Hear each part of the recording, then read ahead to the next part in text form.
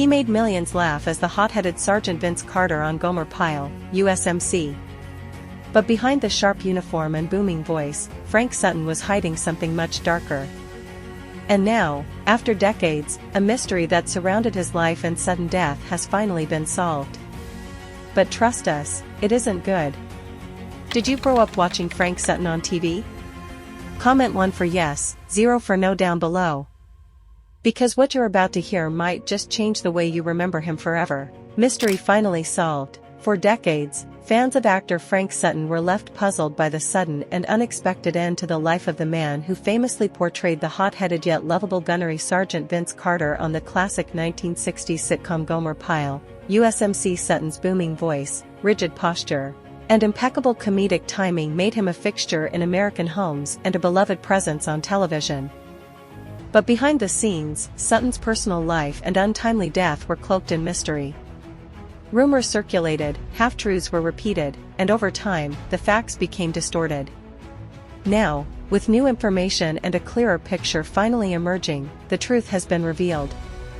And it's far from the heartwarming story many fans had hoped for. The final curtain. On June 28, 1974, Sutton was preparing to step on stage at Shreveport's Beverly Barn Dinner Theater for the play Love. It was a nostalgic return to his theatrical roots. But he never made it to the curtain call. One moment Sutton was joking with cast members and preparing for the show. The next, he was gone. He collapsed of a sudden heart attack in his dressing room, moments before the show was set to begin. There was no time for goodbyes. No final encore. He was just 50 years old. A life that didn't make sense. For many, Frank Sutton's sudden death felt like a contradiction. How could a man so full of life, so physically commanding, so emotionally grounded, vanish in an instant? To fans, Sutton was the embodiment of vitality. Whether barking orders as Sergeant Carter or engaging the audience in live performances across the country, he exuded strength and control. But behind that facade was a man quietly grappling with an invisible enemy, his own failing health. A man of his generation, in truth, Sutton had been living on borrowed time for years. Like many men of his era, Sutton carried his burdens silently. He smoked heavily. He ate on the go. And the most damaging of all, he lived with relentless stress. Not just from fame, but from his own punishing sense of professional duty. He pushed through television shoots, stage tours, and appearances with little rest. As his career evolved from sitcom star to seasoned stage actor, Sutton kept a grueling pace, afraid that slowing down might mean being forgotten. Warning signs ignored. Privately, the warning signs were there. Friends and family later recalled Sutton wincing from chest pain after performances, catching his breath between lines, brushing off fatigue with a wave and a joke. He'd collapse into chairs backstage, drenched in sweat, but still insist on going back out there. Doctors had urged him to get checked. Medical records show he had been warned of his cardiac risks. But Sutton canceled appointments. Postponed follow-ups.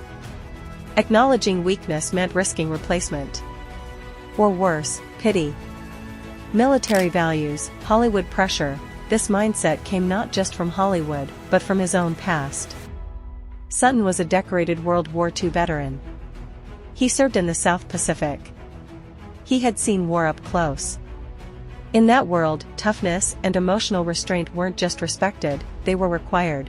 That code, reinforced by 1950s masculinity, made it nearly impossible for him to say 3 simple words, "I need help."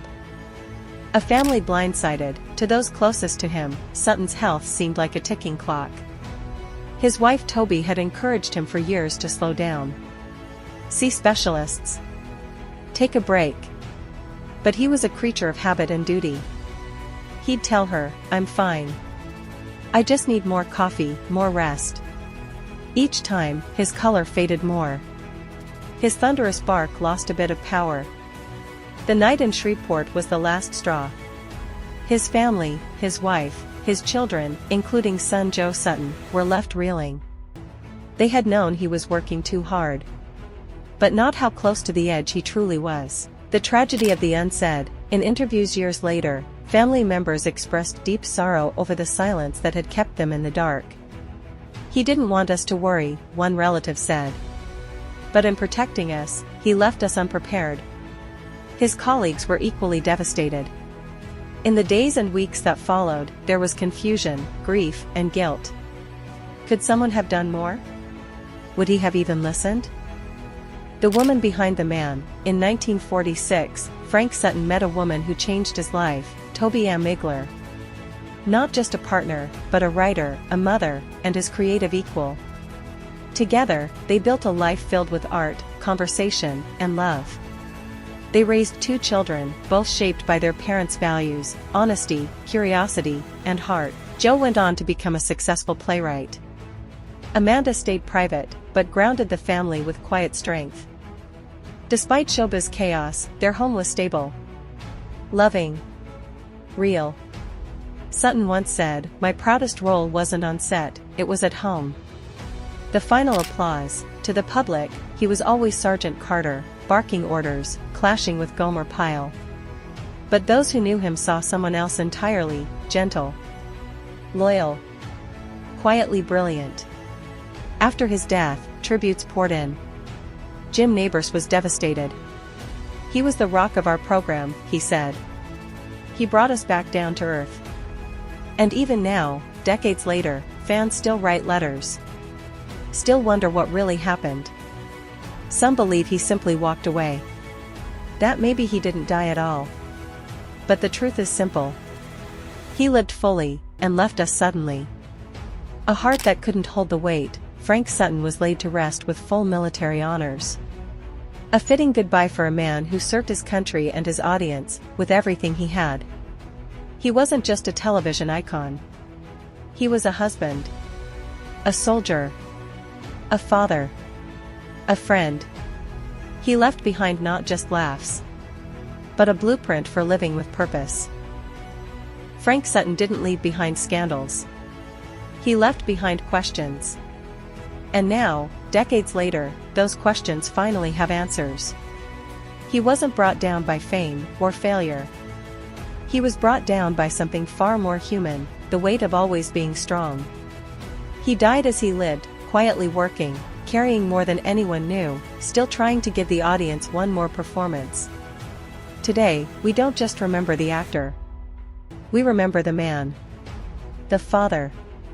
The husband. The soldier. The heart that gave until it couldn't anymore. And though he left us too soon, Frank Sutton's story isn't one of sadness, it's one of sacrifice. If you were moved by his life, if you grew up hearing that bark of "move it, move it, move it," or if this story made you see him in a whole new way, leave a like. Subscribe to the American Rewind for more powerful, emotional deep dives into old Hollywood, forgotten legends, and the faces that shaped American television. And in the comments, tell us, what's your favorite Frank Sutton moment? Because the man behind Sergeant Carter deserves to be remembered. Not just for how he died, but for how deeply he lived.